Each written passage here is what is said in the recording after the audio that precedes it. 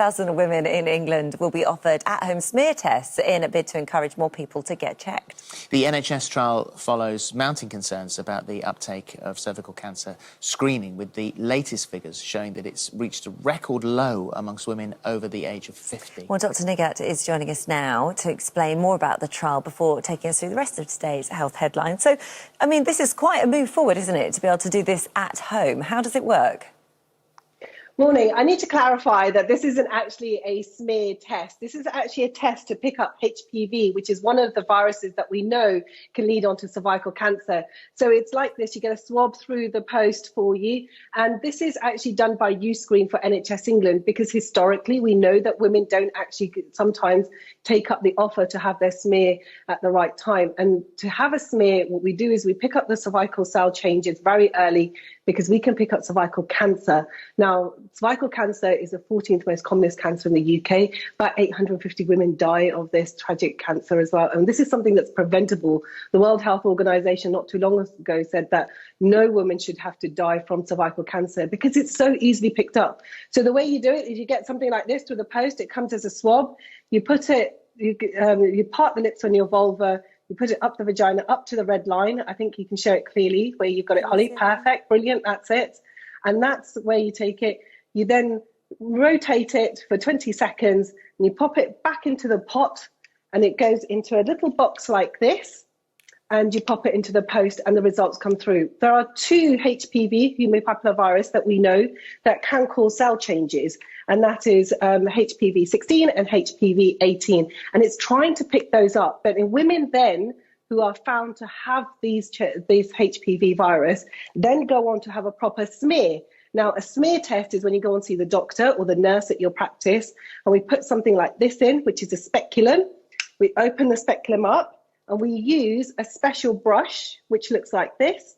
We pop it on the inside. We go to the neck of the womb, which is a cervix. We rotate, take your cells, and then we pop it into a very special solution that then goes to the lab. And this is the gold standard test. This test hasn't changed.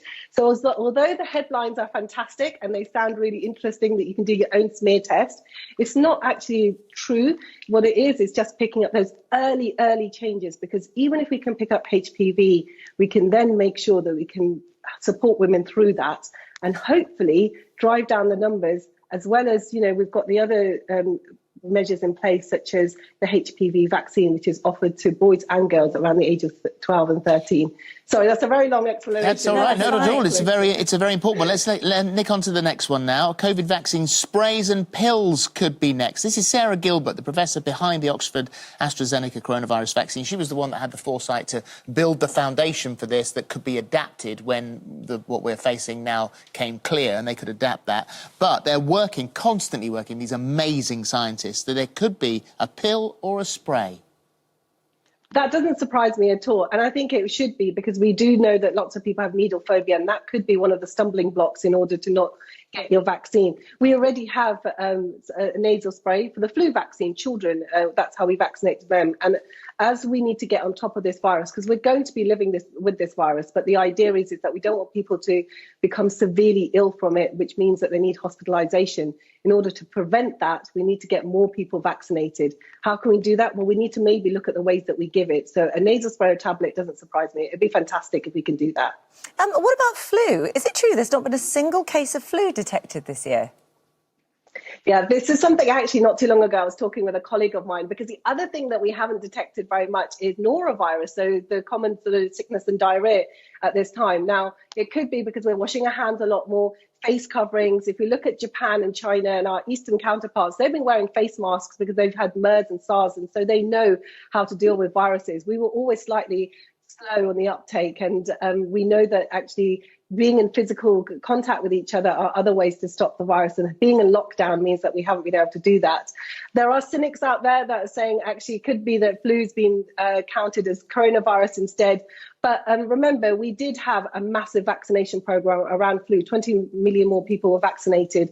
This was the biggest flu vaccination program, and more people took up the flu vaccine this year than ever before. So I think a combination of those factors, which just shows us we should have been trying to tackle flu much, much better before even this pandemic hit. One of those myths, and we've talked about this so many times over the years, about statins, if you are taking these cholesterol-lowering pills, that people said, oh, they give me aches and pains, big newspaper headlines, statins give you aches and pains. Not true.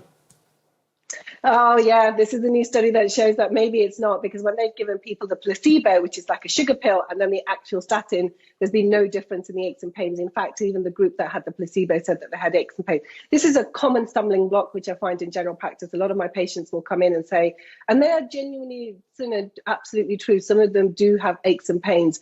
Coenzyme A is a great way of counteracting that, which is sort of a vitamin replacement. And we know that there are certain ethnicity groups that do feel aches and pains more. So rovastatin is sometimes better for those from the ethnic background who have a higher risk of cardiovascular disease and a higher risk of high cholesterol as well. And this is a preventative treatment for any complications. But this is actually reassuring for me as a GP to be able to counsel my patient who says, look, I don't want to have statins because it causes me aches and pains. And I can say, haha, actually, there is a study that shows that this isn't. Let's try it and see if this works. If not, there are other combinations that we can give you. At the end of the day, for me, compliance is so much more important. And these studies, they're small. There could be others that counteract that. So I'm still going to carry on practicing by making sure my patient is at the centre of my care. Dr. Nighat, thank you. Good to see you. Right, still to come, they were one of those loved up couples on Married at First